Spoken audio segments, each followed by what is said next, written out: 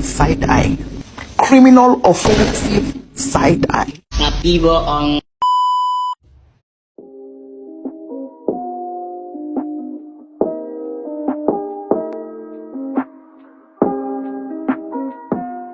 Warahmatullahi wabarakatuh.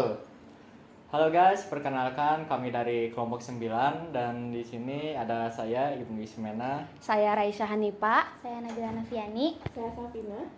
dan di sini kami akan mewawancarai seorang mahasiswa dari Universitas Padjadjaran mengenai ancaman integrasi nasional. Oke, tanpa kita berlama-lama lagi, kita langsung saja ke wawancaranya. Halo Kak, boleh kenalan dulu gak nih? Kakak namanya siapa dan dari jurusan apa nih Kak? Nama aku Valentino Muhammad Yusuf. Aku itu dari jurusan Bisnis Internasional Universitas Padjadjaran. Kita di sini mau ngewawancarai Kakak mengenai ancaman integrasi nasional nih Kak. Sebelumnya boleh langsung aja ke pertanyaannya. Boleh.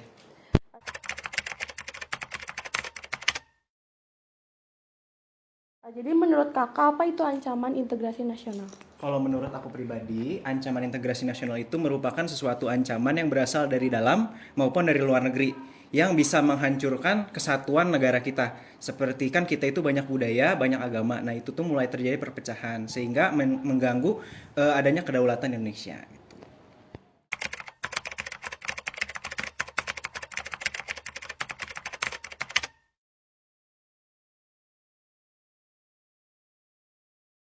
Menurut Kakak nih, apa aja yang Kakak tahu terhadap jenis-jenis ancaman terhadap integrasi nasional yang perlu diwaspadai ini Kak? Kalau menurut aku itu tuh ada dua jenis ya, ada yang militer sama ada yang non militer. Jadi kalau yang militer itu bisa dari dalam negeri, bisa dari luar negeri. Kalau dari dalam negeri itu contohnya gerakan separatis OPM.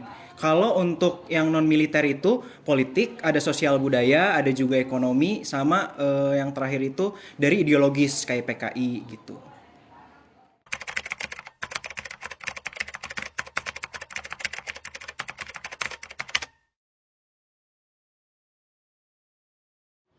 Menurut kakak apa aja sih ancaman integrasi nasional yang kakak pernah lihat di kehidupan masyarakat di Indonesia itu?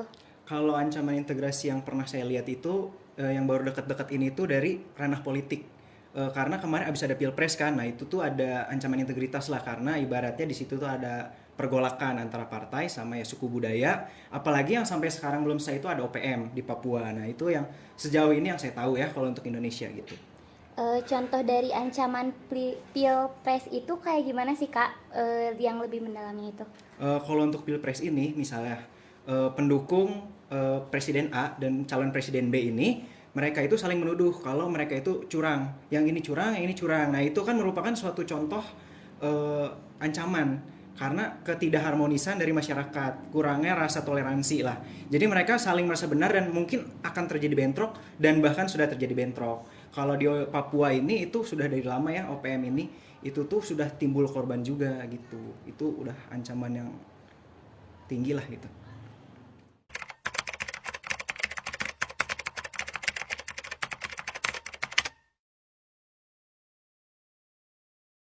Oke Kak, kita lanjut aja ya ke pertanyaan selanjutnya. Jadi di pertanyaan selanjutnya ini mengenai K-pop, anime, dan juga J-pop gitu ya. Dari tiga hal ini menurut kakak, apakah tiga hal ini bisa masuk ke ancaman integrasi nasional atau malah nggak termasuk gitu?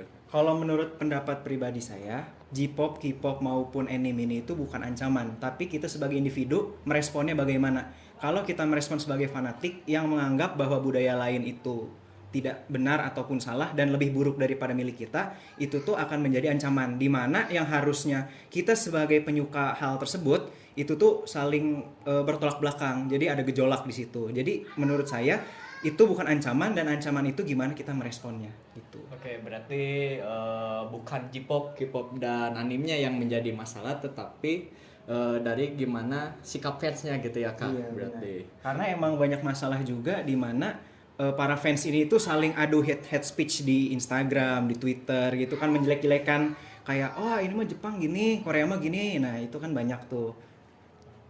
Ada pesan gak Kak nih untuk para fans J-pop, K-pop mungkin?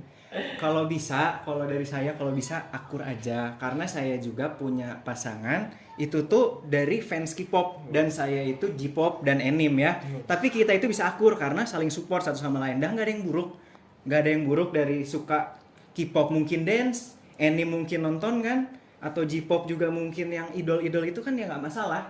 Karena kita tidak menjatuhkan dan tidak buruk juga buat kita gitu loh. Makan kalau emang positif itu bisa bikin kita bersatu gitu loh. Oke, berarti ini pesan-pesan untuk yang J-pop, yang fans K-pop, jangan berseteru. Betul.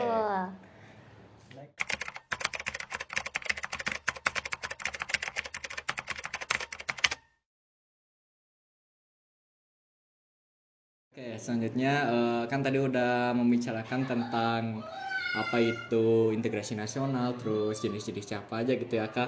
Nah, untuk pertanyaan selanjutnya ini mengenai dampaknya. Kira-kira menurut Kakak dampaknya apa aja nih yang kelihatan gitu dari ancaman integrasi nasional ini? Kalau untuk dampaknya itu, misalnya dari sosial budayanya ya, itu tuh kita hidup bermasyarakat itu tidak tentram, tidak harmonis. Jadi antara suku yang berbeda itu saling panas. Jadi kita itu gak ada rasa kemasyarakatannya. Kalau beragama itu ibaratnya kita beribadah tapi nggak tenang. Misalnya kayak non-muslim yang merasa terasingi di wilayahnya atau terancam karena dilarang untuk melakukan ibadah kan juga bisa. Kalau untuk politik itu kita ragu akan menyuarakan apa yang menurut kita benar. Ya kan dengan cara yang baik tentunya kan. Itu tuh kita jadi takut menyuarakan kayak oh ternyata di sini tuh ada yang salah, di sini tuh yang benar gitu. Nah, untuk yang terakhir kalau masalah yang tadi saya singgung itu di OPM, itu tuh udah masuk ke ranah militer kan. Jadi di situ tuh butuh segera penyelesaian karena jika semakin lama akan semakin berpotensi berpisahnya Papua menurut saya ya. Dan di mana Papua itu seperti yang kita tahu tuh sumber daya alamnya sangat melimpah gitu. Berarti memang dampaknya itu akan bisa terasa ke semua masyarakat ya, semua lapisan masyarakat. Benar. Itu dari.